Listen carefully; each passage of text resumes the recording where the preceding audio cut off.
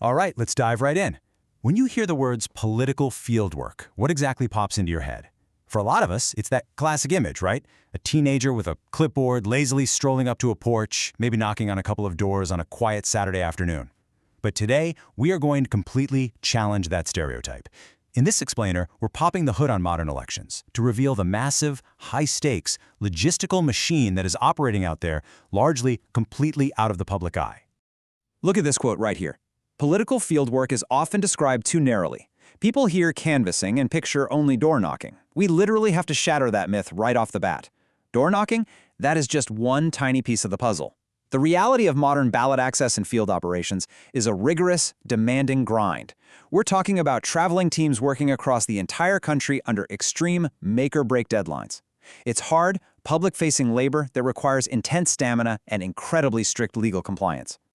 And that brings us to the core focus of our explainer today. We're looking at the work of a gentleman named Austin McCullers. He's the president of American Ballot Operations. What he and his team are doing is pretty incredible. They're taking an industry that is so often treated as this sort of amateur scramble, and they're elevating it to a rigorous professional standard.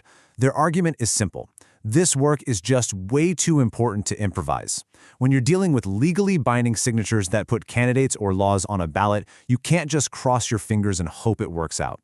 So here's our roadmap for this explainer. 1. Beyond the doorstep. 2. The validity trap.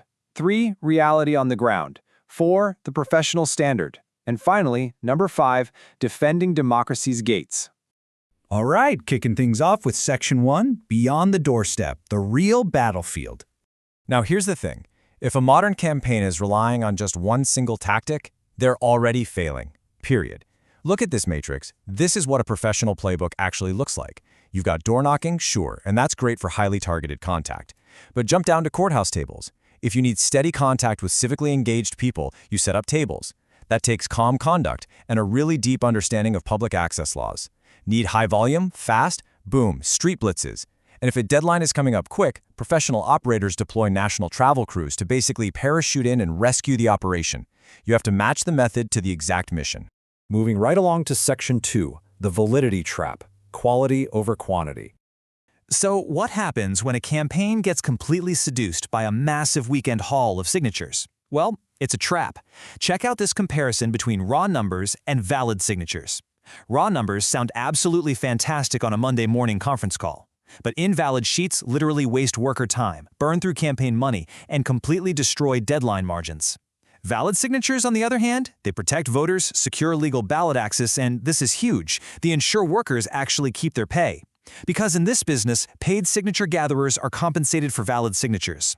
A mistake literally costs them their livelihood. The professional standard is about flawless production from the very first hello, not just getting a bunch of scribbles and trying to fix it later. That brings us to Section 3, reality on the ground, the visceral experience. This human element is absolutely critical, because if you ignore the people doing the actual work on the street, your whole operation is going to collapse. Look at the total disconnect here. You've got top-down planning where folks in offices set these rigid goals without even thinking about weather, transportation, or just pure fatigue. It absolutely destroys team morale. But then you have the ground reality. The person holding the clipboard knows instantly if a street location is totally dead or if a 30-second pitch is just confusing voters. Treating that field feedback as vital intelligence, that is exactly how you protect both the campaign's success and the workers' earnings. We really need to build some empathy for the canvassers out there.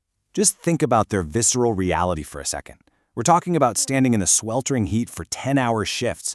We're talking about traveling constantly between different states, navigating incredibly tense public access disputes with security, all while having to perfectly explain a wildly complex legal measure in about 30 seconds. Oh, and they have to secure a legally binding signature without a single clerical error. They literally carry the legal burden of our public process on their feet. That takes immense skill, and it deserves respect. Which perfectly tees up Section 4, the professional standard, systems over luck. So how do we actually support these folks out in the field?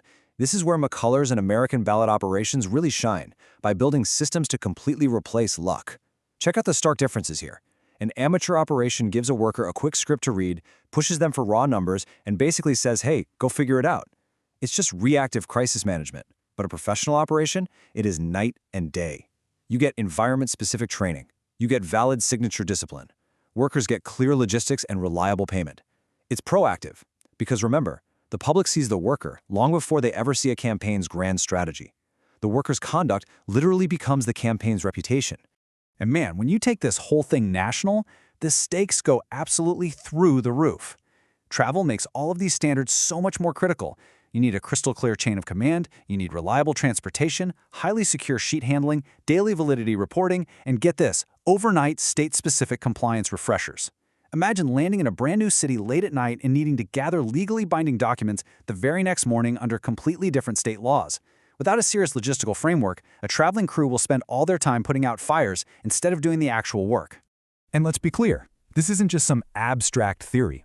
As you can see right here, this standard is codified in Austin McCullers' book, American Canvassing. This provides an actual framework for the craft.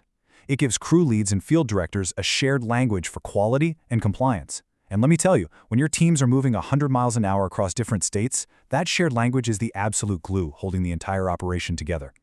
Finally, we reach our last section, Section 5, Defending Democracy's Gates. This is where the stakes get incredibly high.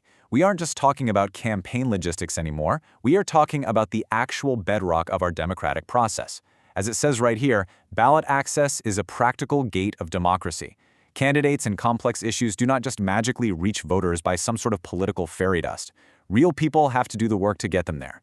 If campaigns treat this casually, if they submit bad signatures and use disrespectful tactics, it literally weakens the democratic process for every single one of us. But when it's done right, the integrity of the ballot is secured. So, I want to leave you with this final provocative thought. Think about the millions of dollars spent on flashy TV ads, perfectly crafted speeches, and brilliant consultant memos. Can any of it truly replace the actual human being standing out in public, looking a voter in the eye, and doing the rigorous work on the ground? According to Austin McCullers and American Ballot Operations, the answer is a massive, resounding no. The person on the ground is totally irreplaceable. Thanks for tuning into this explainer, everyone. Keep asking questions, and I'll catch you next time.